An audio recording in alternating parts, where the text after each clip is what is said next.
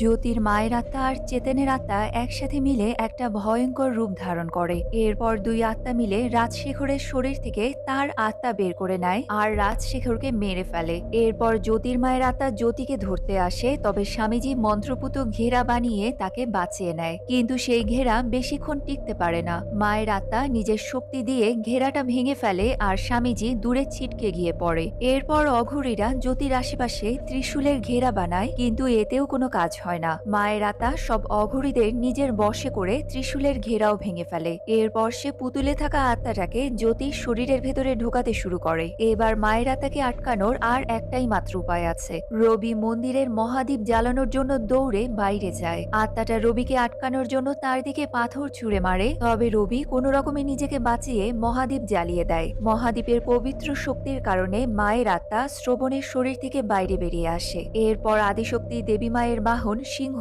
জীবন্ত হয়ে যায় আর দুটো আত্মাকেই ধ্বংস করে দেয়। এরই সাথে সেখানে থাকা সব নেগেটিভ এনার্জিও ধ্বংস হয়ে যায়।